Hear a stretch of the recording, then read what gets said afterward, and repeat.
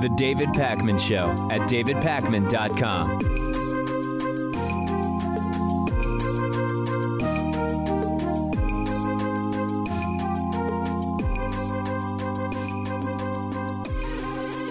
There's an interesting piece in the Chicago Tribune by Rex Hupke, which points out just like a very basic but poignant, relevant question about Brett Kavanaugh's sexual assault accuser, which is so simple, it's almost stupid, but it's not stupid.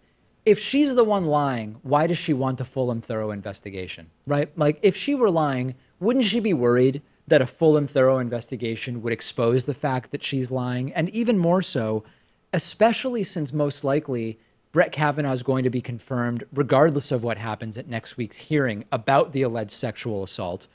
Why would she want to even participate in these hearings, which are going to lead to her enduring months, if not years, of smearing from the right merely for speaking out, given that Brett Kavanaugh will likely be confirmed either way if the story wasn't true? And in the same way that 65 women or some such number came out of the woodwork to say that Kavanaugh is just a great guy, Christine Blasey Ford has also had endless people come forward and say she wouldn't make this stuff up. She wouldn't come forward now if this wasn't true. And her therapist's notes match the story. And every element of this seems to indicate that she's not going to just make this up out of thin air.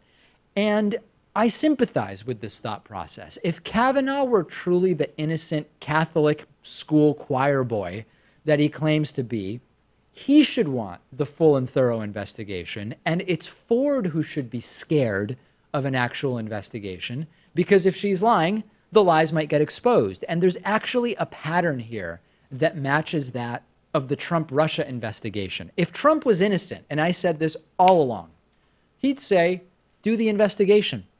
I'm president. I've got a lot to do. I'll cooperate. Otherwise, I'll stay out of the way. I'll be cleared.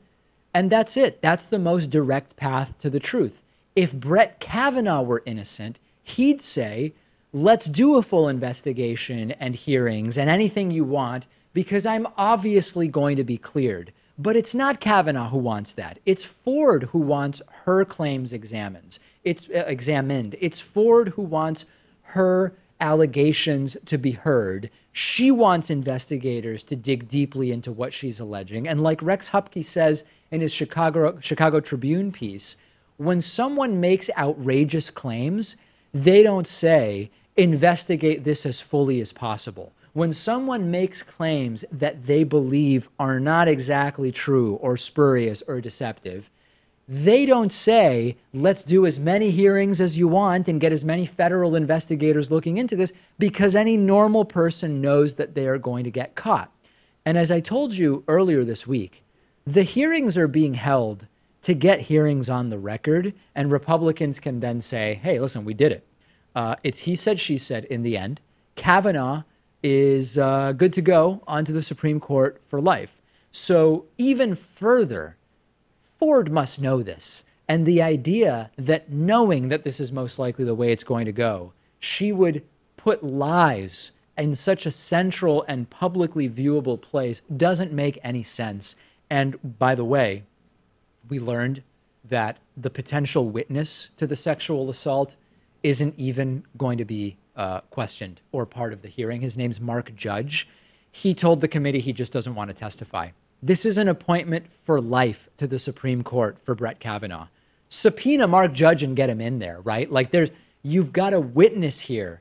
And that's another reason why it doesn't seem to me as though Christine Blasey Ford is lying. She specifically says, hey, there's this other person who was there, and that person has no interest in showing up. And if she's lying, could say, I wasn't there. This woman's lying. If he truly wasn't a witness, if he truly wasn't involved, he would show up and say that. And if he wasn't there, it would be insanely risky for Christine Blasey Ford to claim that Mark Judge was there, because an investigation that's serious, any kind of deep probing into this, could turn up that she made that up too. But she wants it investigated. So bottom line, if she's lying about the incident, if she's lying about Mark Judge's presence there, that would be uncovered by an investigation, period. If Republicans think she's lying, they should also demand a full investigation so that they can clear Brett Kavanaugh, but they aren't. What Republicans want is to get Brett Kavanaugh confirmed as quickly as possible, get him on the court for life. They've reluctantly agreed to postpone the confirmation to have the sort of weakest and lamest of all hearings. And that's the reality here, that if the situation were that Brett Kavanaugh knew he was innocent and Christine Blasey Ford was making this up, she wouldn't want a full and thorough investigation, but Brett Kavanaugh would. Am I missing something here? Please let me know your thoughts. I'm on Twitter at @dpacman, and the show is on Twitter at David Pakman Show. The David Pakman Show at davidpakman.com.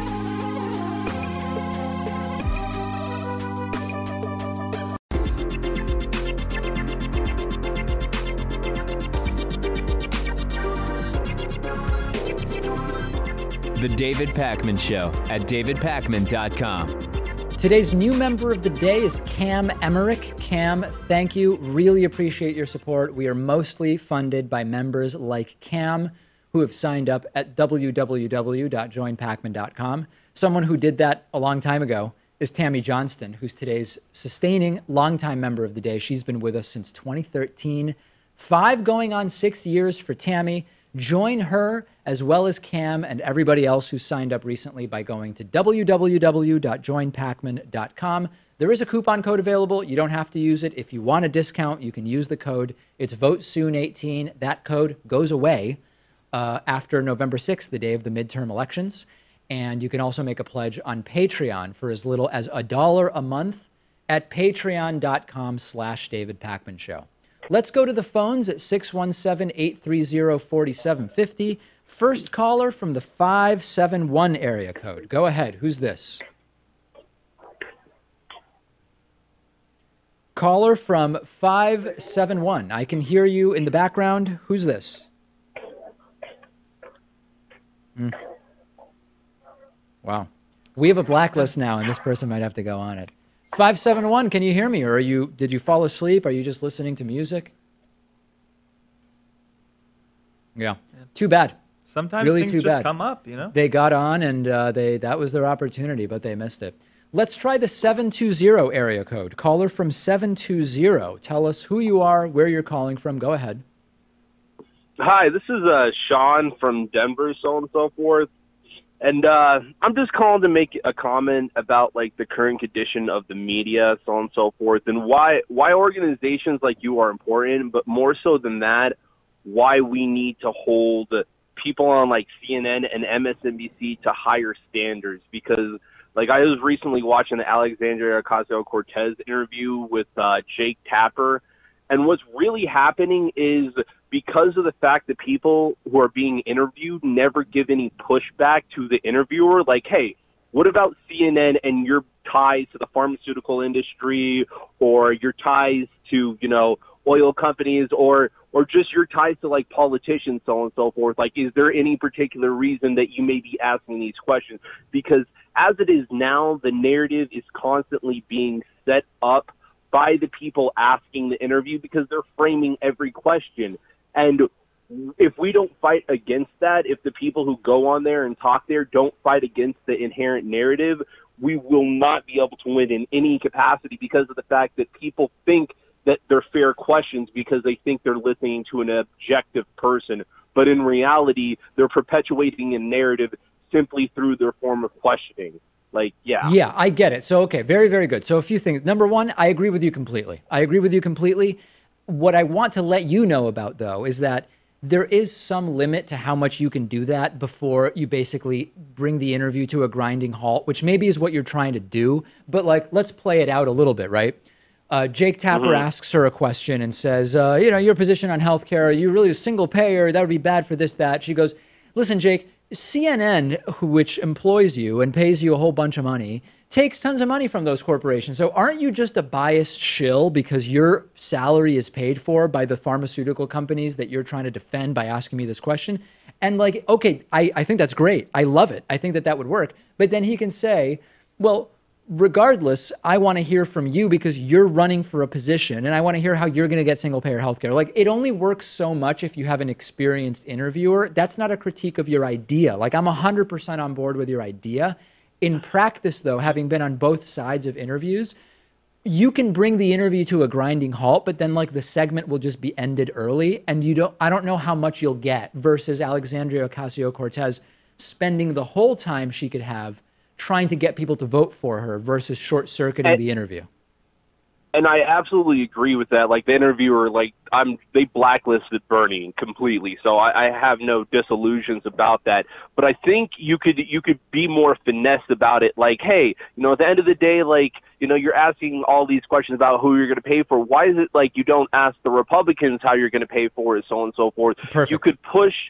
You could push a narrative, you know what I mean, from a particular way of equality. I mean, we know it's not equal, but if you push that narrative in that capacity, like, this is something I really care about. Like, I don't hear, CNN talking about, like, these issues that are important to Americans, but, are you going to ask the Republicans? Because I've seen on CNN, like, you don't ask these questions. Why are we giving Donald Trump, billions of dollars? I got it. Yeah. No, that second question is a better one, and that's much better because you're not short-circuiting the interview in the same way that some of the early ones would. But I think all progressives who are going to be interviewed should be prepared to answer those, or to ask those questions and know how to answer them as well and redirect. Sean, thanks for the call. Really appreciate it. 617-830-4750 is the number. Let's go to our next caller from the 623 area code. 623, who's this? Hi, David. My name is Matthew. Go ahead, Matt. What's on your mind? I've heard you say in the past that we cannot indict a sitting president. I've only done like a quick search of that. Yeah. Didn't really find any clear-cut reason to why, but why is that we cannot indict a sitting president? Well, it's not my opinion. It's just what the legal experts I've spoken to have said, and what it appears as though the law would be that a sitting president can be targeted by a civil trial and could even be found responsible in a civil trial and would have to pay damages, but that you can't charge a president criminally while they are president. What you would have to do is bring their wrongdoing to the House and Senate to start and then adjudicate impeachment proceedings. If they are impeached and removed from office, then you would be able to charge them criminally. Like, it's not why I think it or my opinion. That's just what the legal experts I've interviewed say is what it is. Well, I mean, like, I don't hear a reason to why you can't indict a sitting president, though. Like, they were voted in, no man is above the law, so I'm just like...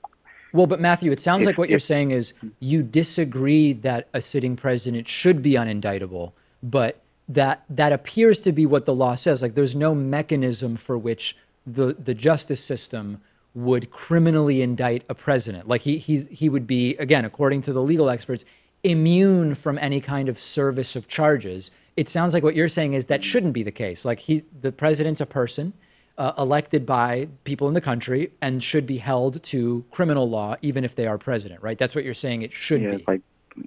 Like America, broke off from England because they didn't want to be controlled by a king who is immune to anything. A president of the United States shouldn't be held to that kind of standard. Sure. No, I get your opinion. I understand where you're coming from. It just doesn't seem to be what the law allows for right now, if that makes sense. Oh, yeah, definitely. I had like a quick analogy, like, say Donald Trump wasn't guilty of collusion with Russia. Mueller came out and said, well, we find it that you are not guilty of collusion, but we did find all of these other money laundering or financial crimes. Right. So that would be like just washed under the bridge, or... Yeah, I mean, that's not an analogy. I think you're asking an example. Yes, unless he was indicted, unless he was impeached for that. I didn't use it. Yeah. Unless he was impeached for that, you would not be able to criminally charge him for that. Matthew, thank you. Appreciate the call very much. We are taking calls at 617-830-4750. We're going to go to our caller from the 408 area code. Caller from 408. Go ahead. Who's this?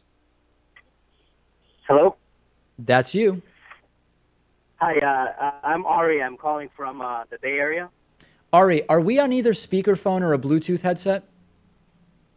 Bluetooth, yeah. Okay, if you could take us off, we'd be able to much better hear you. But go ahead. What's your question today? Okay, you want me? Okay, let me just do this here. Okay, can you hear me better? Or? That is so much better. Thank you. I appreciate that. Okay. Yeah, no problem. I want to address, I think, one of the few areas, like, I think me and you would probably disagree. Regarding sort of our relations with Iran and Russia, I was curious, because I tend to agree with sort of the Stephen Cohen's, the Mersheimers, like the Wilkersons and the Chomskys, about the idea that when it comes to Iran and Russia, the grievances our government has against those regimes is not the ones that are advertised. And that essentially that our main problem with these regimes, in the case of both the Iranians and the Russians, is that they are sort of serving as sort of an effective impediment against us being able to pursue our interests geopolitically or economically. I mean, in the case of Iran, I think the main concern is that not that the Iranians would use a nuke, but that if they were to acquire one, it would give them considerable leverage to be able to undermine Saudi Arabia, Israel, and the United States further. I think even a lot of Israeli officials who really don't have a political incentive to disagree with the Netanyahu sort of concede the fact that the Iranian regime is rational, albeit odious, albeit the fact that they're odious actors. Sure. And real quick, in the case of Russia, many would surmise that many would make the case that other countries like Saudi Arabia as well as Israel sort of in their own ways sort of undermine and are involved in our democracy in detrimental ways. But Putin, it just so happens that our interests sort of coincide with those countries. But in the case of Russia, if you look at, as an example in Syria, we're obviously involved in some sort of proxy war with them. So we sort of see as Vladimir Putin, I mean, nobody's, justifying his behavior, but he certainly... Well, a lot of people are justifying sort of his in behavior. our way. A lot of people are justifying his ahead. behavior. Hold on. So there's a lot there. So let's see if we can break it down. First of all, a lot of people are justifying Putin's behavior as even logical if you are Putin, right? Like we totally understand why if you were Putin, you would behave in a particular way, or if you were Iran, you would behave in a particular way. So I don't think you're right to say no one's justifying their behavior. Tons of people are, but I want to focus on a different part of what you said. First of all, there is sometimes things are not as they seem, and sometimes things are as they seem. But there's a movement on the left, and it's been around for several decades, that fixates on this entire, you're not going to know the real truth unless I tell it to you. Everything that you've heard up until this point is not the real thing. I have for you the real motivation, which is lying just below the surface, and everybody else is lying to you about what's actually going on. Like, listen, things are complicated. Sometimes a combination of things are going on. Sometimes what appears to be going on really is what's going on. So I think, number one, it's very important to have a sort of healthy balance of skepticism of institutions of power and authority and those who have motivations to have you believing one thing or another, but also not to fall for this sort of like romanticized, there's always a truth that you're not going to get unless you hear it from the right key people. And it doesn't matter who it is. Like it could be Chomsky or not Jesse Lee Peterson, Jordan Peterson, right? There's a lot of people that deal in this trade of, I'm going to tell you what's really going on. So let's step away from that a little bit. Now, let me ask you this. Let's assume that you're right, that there are other reasons than the ones publicly stated for why the U.S. has a certain perspective on Iran or on Russia. If crimes were committed by the Trump administration in receiving help from Russia for the purposes of winning the 2016 election, should that be investigated fully and adjudicated fully, regardless of what the hidden geopolitical agenda is with Russia? Yeah, I would say so. Okay.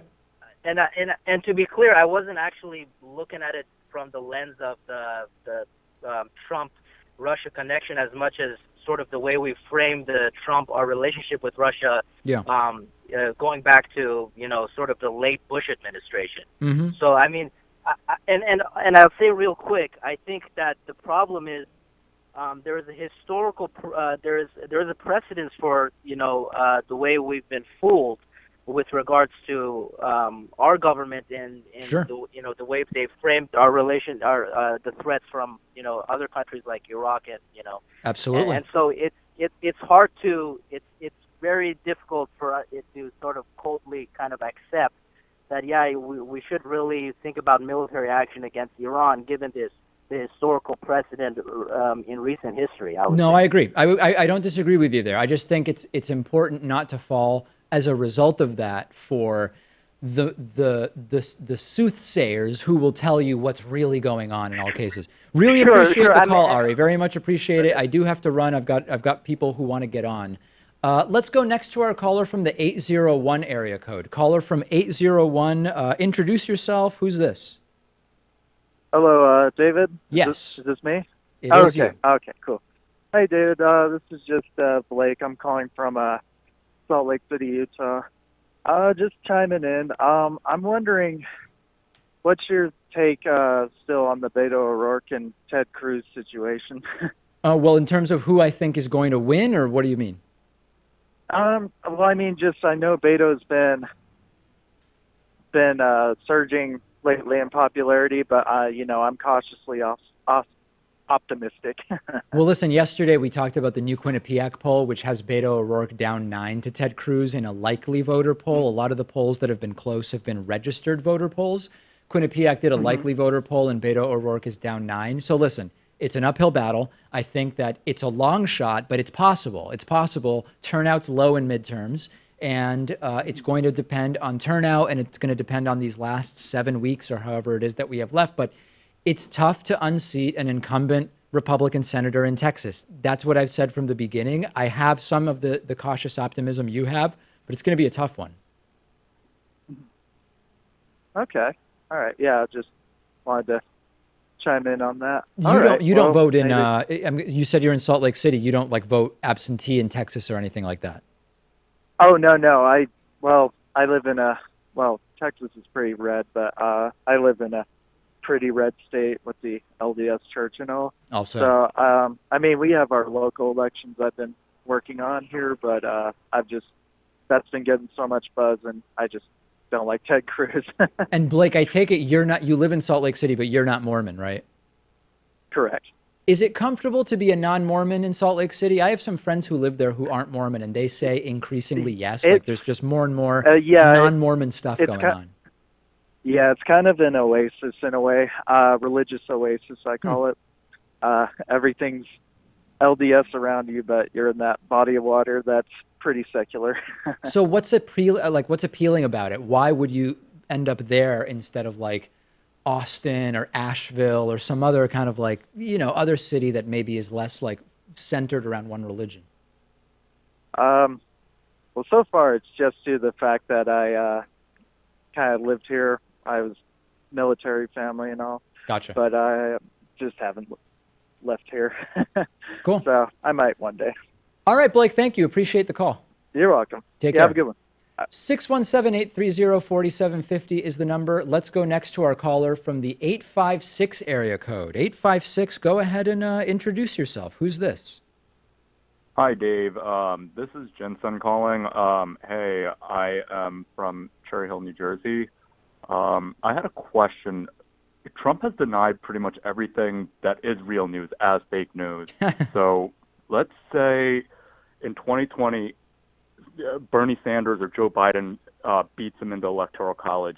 Okay. Do you see a scenario where he dismisses the election as fake news and refuses to give up the presidency? Man, we've gotten similar questions in the past. When Obama was president, the right started talking about how he was going to suspend the 2016 election and declare himself president indefinitely, or to get a third term. Sorry, what was that? But Obama was reasonable.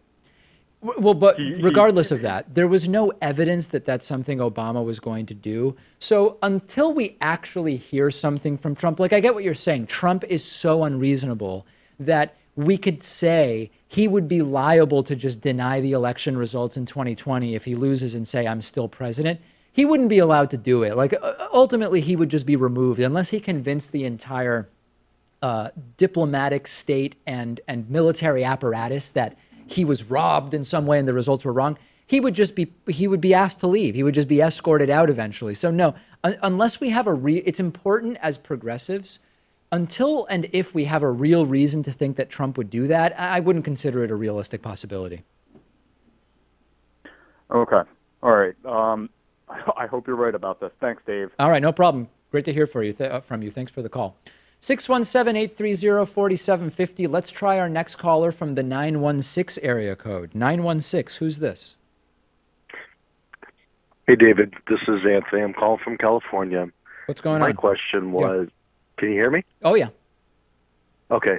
My question was, what do you think the likelihood that we'll actually fully get money out of politics within the next 20 years? Oh, man. I would say 5%. I don't know. I mean, it's so hard to put a number on that because here's the thing. If certain things change, then it would be very likely. Like if we had a fundamental restructuring of politics, then it would become very likely that we would change the financial aspect. If the status quo remains, it's just a non-starter. So like, I don't know, what is it, 5% chance?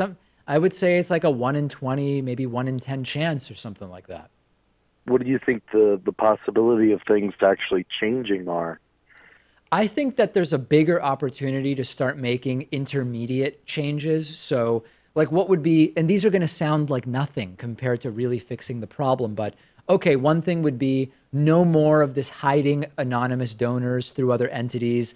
It was just made easier for the NRA, for example, to hide the sources of some of their money. You got to every dollar needs to be publicly accounted for, period. That will have an impact that I think would be positive. Didn't the Supreme Court just make the decision on exposing what they call dark money more regularly?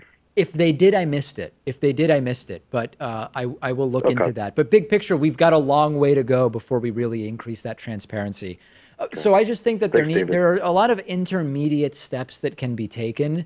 And I'm hoping to see some of those taken. And that actually is more realistic, especially because that can be, a lot of that stuff can be done at the state level. And so if the left gets it together at the state level on some of these issues and starts actually building a ground game, then we might actually see some of those changes. But money out of politics, the way you sort of describe as this grand solution, I think it's like a 5% chance in the next 20 years. Sadly, I hope I'm wrong. Me too. All right. Thank you so much for the call. Appreciate it. Let's see. Who else is on the phone? 626. Let's go to the 626 area code. Who's calling from 626 today? Hi, Dave. My name is Mateo Lopez from LA. And my question is, should we even care? Should we even try to do anything about the DNC, as in putting so much resources towards it to change it like Bernie is doing at the moment, or should we just go third party?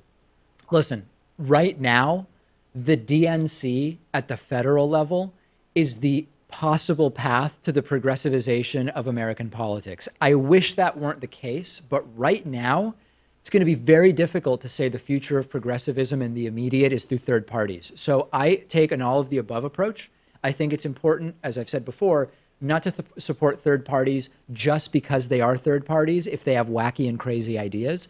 But right now, between how elections are financed and the fact that we don't have some kind of ranked choice or multiple selection model, it is going to be really difficult for third parties to make any real progressive headway. So I think that right now reforming the DNC is a good effort. And I would also add, if you reform the DNC successfully such that it actually bolsters the progressive movement, that will bolster third parties in the long run as well. Part of the reason why right now the third party sort of world is not flourishing is that you have both parties, Democrats and Republicans, that are just kind of like so far from being aligned with the actual desires of so many voters that the existence of the DNC doesn't really foment support for third parties in any way. If the DNC moves to the left, you might actually see at the state level, At the local level, we're seeing a little bit, but maybe even at the state level, some more fluidity between Democrat and third party and some possibilities there. So I think that the reform of the DNC is a very worthwhile way to go. But I share your concern that in the long run, is the Democratic Party going to be the bastion of progressivism? That's probably an unreasonable expectation. I think right now we have to use it to keep moving to the left and hopefully eventually really shake up the system we've got.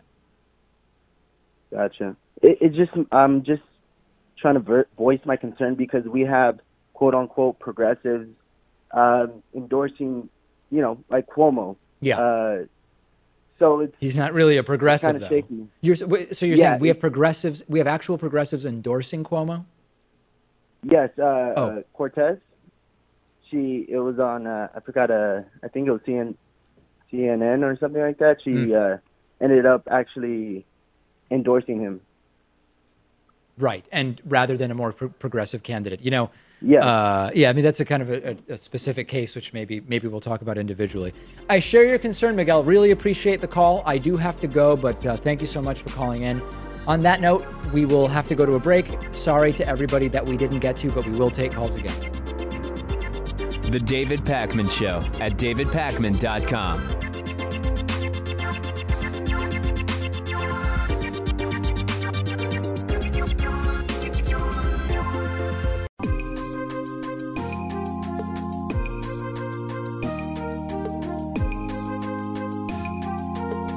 Welcome back to the David Pakman Show. For today's classic interview, we are delving into the topic of revolution. Back in 2015, August of 2015, I interviewed James Piereson, and the topic was, what will cause the next American revolution? And now, with all of the talk of the resistance and of fighting back against this authoritarian slide that we are seeing, I can think of no better moment to review this conversation with James Piereson from 2015 about the next American revolution. Let's get into it. I'm joined today by James Piereson, president of the William E. Simon Foundation and author of the new book, Shattered Consensus: The Rise and Decline of America's Post-War Political Order.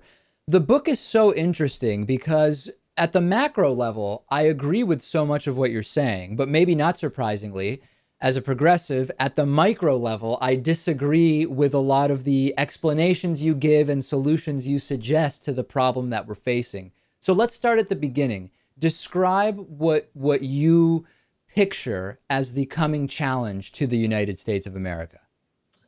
Okay, thank you, David. Appreciate inviting me to be on. Well, first of all, this book is a collection of my recent essays, including several essays that address the political economic challenge facing especially the United States, but some other Western countries as well.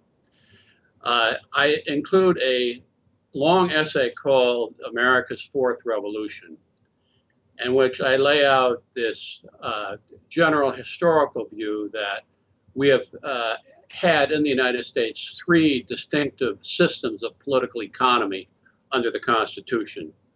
The Jeffersonian political economy, sort of organized around slavery and cotton exports that disintegrated in the Civil War. The Republican industrial small government system from the Civil War that evaporated in the Great Depression. And then thirdly, the post-war democratic welfare Keynesian system that was created in the 30s and 40s, and which is now roughly 70 years old. And my thought is that this system is evaporating, much like the Jeffersonian and Republican industrial systems evaporated before them after roughly a lifetime of being in existence. So this is fast. Let's pause there for a second. This is fascinating because on our program, we've talked about this sort of progression of economies through an agriculture and farming-based economy, which is similar to what you're talking about in terms of the cotton-based in slavery status quo of 1800, into a sort of industrial revolution and manufacturing economy, which is also, again, what you talked about. And then as the into more of a service industry type based economy, which we now are concerned is evaporating because of automation and the elimination, flat out elimination of so many both manufacturing and service jobs. So there's a lot of overlap in the sort of hypothesis that I've outlined and the one that you've outlined, but yet we come from very different perspectives in terms of what caused this, right? Well, let me just qualify. I think what you've just said is a valid historical interpretation of what's happened, but I emphasize the political element. Okay. Which is to say that these transitions have occurred partly, heavily through political interventions. Right. And that these systems of political economy were carried forward and implemented by one particular political party, which organized the coalitions to support them. In the pre-Civil War period, it was the Democratic Party of Jefferson and Jackson. In the post-Civil War period, it was the Republican Party of Lincoln, McKinley, and the presidents of the 20s. In the post-war period, it was the Democratic Party of FDR, Kennedy, and Johnson heavily. We won't get into the Reagan Revolution, which I think is important, but my idea is that these things don't happen naturally as a consequence of evolution in the economy. There are political interventions which are important, and I think that's the case now. Why do I think the current system is unwinding, the Keynesian welfare state system? Why is it unwinding? Well, I point to several things. One, demographics. We have a baby boom generation retiring and drawing Social Security, which will put burdens on the government. We already have a heavy debt, not only governmental debt, but private sector debt. And we have a slow growing economy. Ever since the bust of 2000, we've been growing at about a 2% rate. I don't think that gets the job done for the United States. And we have increasing political polarization. The parties cannot convene and agree on any solution to any of these problems, either to stimulate growth or solve the entitlement problem or anything, which means that all these crises will escalate to a point where we can't avoid them any longer. And that will require a kind of a political transition. So let me jump in here because you've sort of said a lot there. I completely agree with you that we seem to be approaching the sort of precipitous beginning of an unwinding of our economic status quo, and I would agree as the result of the political system. Except when I think about it, I think not of the sort of factors that you talked about, at least not primarily. I think about, for example, the incredible wealth and income inequality that we have. And you actually reference something you describe as the inequality hoax. So let's explore that. What is the inequality hoax in your mind? Well, the title of that chapter in my book is The Inequality Crisis, in quotes. I wrote a short pamphlet called The Inequality Hoax. Right. I think that's too strong. The inequality problem is real. Okay. There's no question about that. That's good. Good that we can agree on that. Yeah, there's no question about that. And I reference that in my essay. The question is, what's caused it? Why is it happening? And what do we do about it? And I argue in my book that really the reason this has happened is an unprecedented boom in the financial markets that began in the early 1980s. Bonds and stocks for the past 35 years have delivered incredible returns. It's unprecedented in human history. In 1980, the valuation of world stock markets was less than $2 trillion. It's well in excess of $60 trillion today. It's gigantic. Who owns financial assets, stocks and bonds? Well, the wealthy do, primarily. Of course, they're owned by pension funds and endowments as well. But in terms of individuals, it's the wealthy. The top 1% probably owns 50% of the stocks and bonds out there. A little bit less than that, closer to 40%. Absolutely. That's the real cause of the wealth and income inequality. Anyone close to the financial markets has done well. Well, but that's part of it, though, James. Right? If you throw in the global economy, I think the global economy is partly responsible for the surge in stock and bond valuations.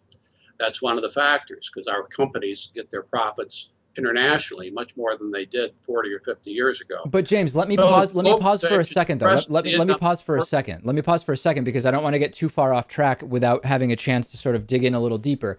There's no question that the heavy concentration of stock and bond ownership among the rich has further concentrated net worth among the rich. Absolutely agree with you. You're spot on with the numbers, no question about it. But we can't ignore that even removing retirement contributions, just focusing on base compensation, we have seen a drastic separation in terms of base compensation from the highest and lowest paid individuals within companies, and that's a huge factor as well.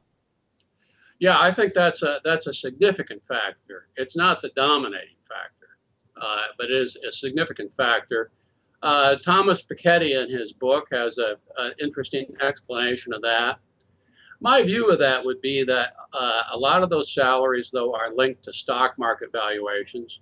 You know, in the Clinton years, the federal government limited the amount of tax deductible compensation that could be paid to executives, and instead they went in the direction of paying executives via stock options. Sure.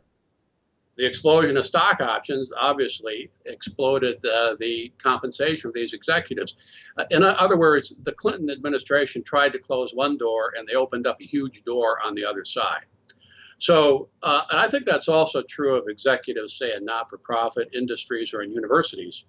Private universities with gigantic endowments are paying their presidents very large sums of money. So what you say is correct up to a point. But, you know, I think still the dominating factor is the explosion in the financial asset markets. Now, I believe we're going to cure the problem. I want to talk about how that might happen, because it's very simple. It's happening today. Oh, tell us how. The stock market will crash. And that will resolve this issue in what way? That will evaporate a great deal of the income inequality that we see. Yeah, but long term, I mean, but hold on, James, hold on. If you generally have a positive outlook on the future of the United States, it's hard to imagine a future that doesn't include the continued valuation of American stocks. We've seen corrections like the one we've seen over the last week many times before. They typically happen yearly, in fact. But if you believe that the country will exist, the stock market is going to rebound. I don't know that that's the solution. Well, let me step back. I meant that sarcastically or ironically. Okay. That is to say, we can solve the inequality problem very simply by crashing the stock market. Nobody wants that to happen. All right. So what is the cure for the inequality problem if that is taken off the table? And I agree with you. Nobody wants to see that happen. We do have corrections. We're probably in the middle of one now. The only thing I would say about that is that, you know, we do have a slow-growing economy. The Federal Reserve, the monetary authorities have spent a lot of ammunition that they have in keeping the markets up. When they go down, I don't know that I'm not sure they're going to be able to levitate them back up very quickly. We'll see about that. That's somewhere out in the future. But I would say, and I've argued, that inequality, income and wealth inequality, is built into the regime of political economy that we've built in the West since the 1980s. There is no question about that. I could not agree with you more. And we have so much more to discuss, and unfortunately today we're out of time. We will absolutely have James Piereson back. He's president of the William E. Simon Foundation.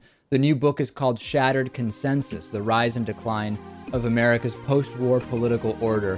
Thank you so much for talking to us. David, thanks for having me on. I'd be happy to come on again. Appreciate it. The David Pakman Show at davidpakman.com.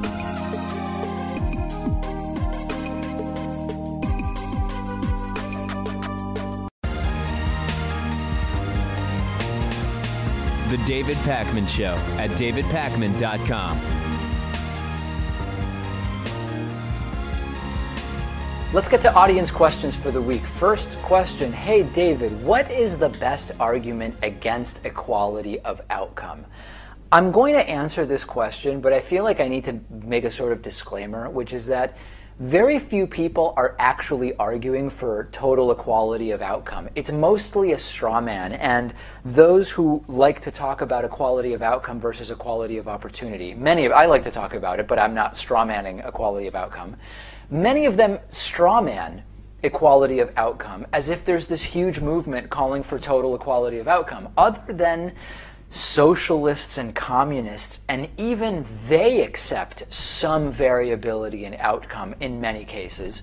Almost no one actually thinks that we should have equality of outcome in the economy, in society. But a few thoughts on this. Number one, just because there's some inequality doesn't mean that that's fundamentally unfair.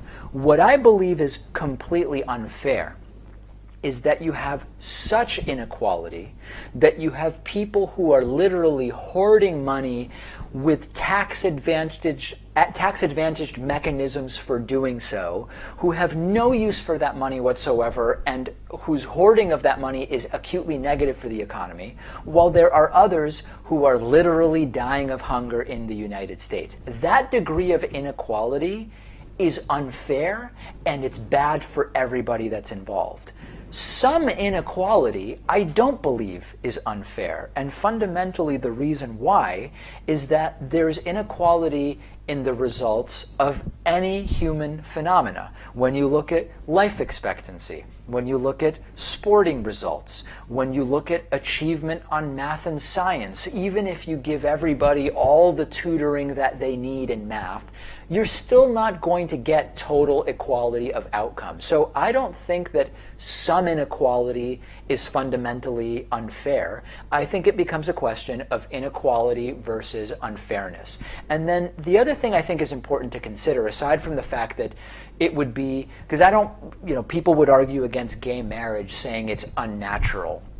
I disagreed. I mean, homosexuality exists in who knows how many thousand species. I disagreed with the unnatural argument, but I also thought that it was a bad argument. Whether things are or aren't, quote, natural, however it's defined, that's not a good enough reason for me to decide something should or shouldn't be illegal or accepted in society. So number one is that this equality of outcome doesn't occur naturally in the world, but that in and of itself is not a good enough reason to say we shouldn't be for equality of outcome. Let's actually ask the question, would equality of outcome be good in society? And the answer is, what kind, right? What kind? If we're talking about an inequality of outcome where the poor and middle class do much, much better. We raise the bottom and we reduce the difference between the top and the bottom, and we use whatever economic mechanism that we determine is the right one to increase well-being, then you can have some inequality and that's okay. If you're saying we need equality of outcome in that everybody gets their shot at being senator or something like that, that's not an equality of outcome that I would get behind. So just saying equality of outcome, good, bad, indifferent, we need to know what we're talking about. We need to understand how it is that that equality would be achieved, and then we can figure out, does equality of outcome make sense or not? And what I think we would quickly realize is that in many endeavors in life, equality of outcome wouldn't actually even be the right target. But I want to go back to where I started. Very few people are actually calling for total equality of outcome in the economy and other endeavors, and to pretend as though there's this big equality of outcome movement is fundamentally deceptive. Second question today. Hey, David, who do you think was more destructive in their first 2 years, George W. Bush or Donald Trump? I wish I could say definitively it was Bush or Trump, but the answer is that it depends. George W. Bush, in his first 2 years, made the disastrous decision to go to, or at least was well on his way to his disastrous decision to go into war with Iraq. No, 2 years in actually would have been, if he was inaugurated January 2001, January 2013. Okay, we were 2 months from the invasion of Iraq, although the decision had by and large been made by that time. Am I talking, no, 2000, 2001? I don't even know. I have the dates completely wrong. In any case, George W. Bush made individual decisions on policy during his first 2 years, which I believe were more damaging in total than the decisions that Donald Trump has made. However, Donald Trump has done way more of a different type of damage during his first 2 years, which includes the wrecking of some alliances, really important alliances with other countries around the world, and the sort of total debasing of American politics in a way that is going to take a very, very long time to recover from. The tariffs are probably the policy that Donald Trump has done or enacted that are going to have the longest term effect and are going to take the longest to sort of unwind and undo. But I believe that on policy, George W. Bush was far more destructive during his first 2 years.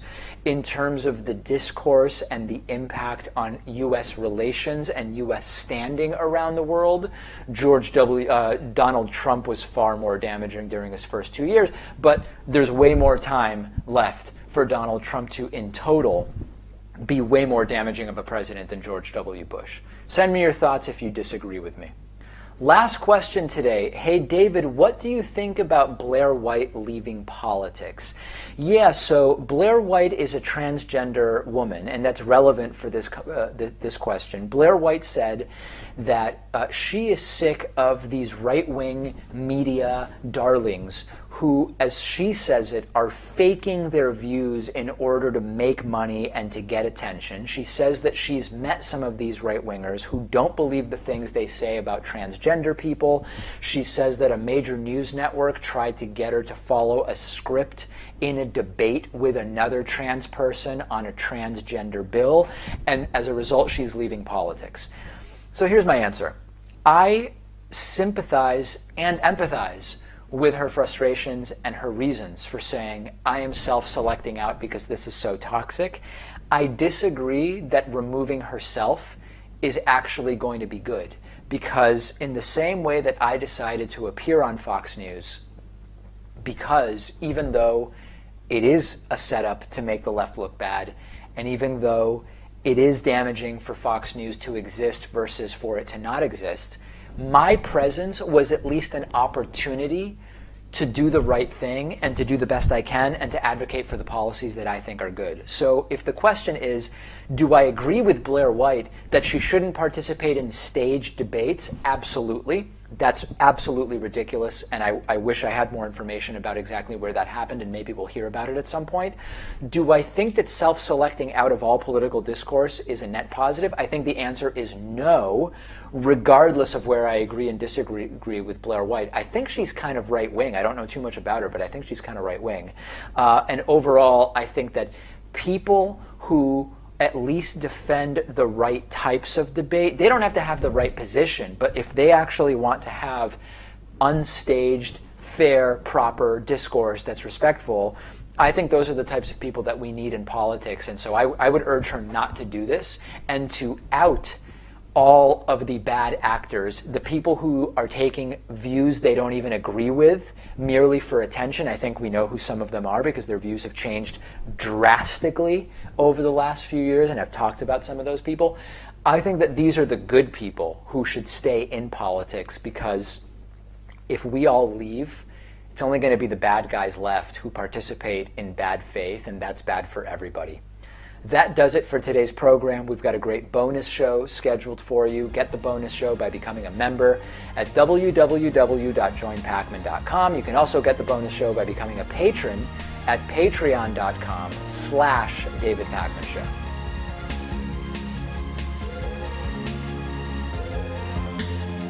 The David Pakman Show at davidpakman.com.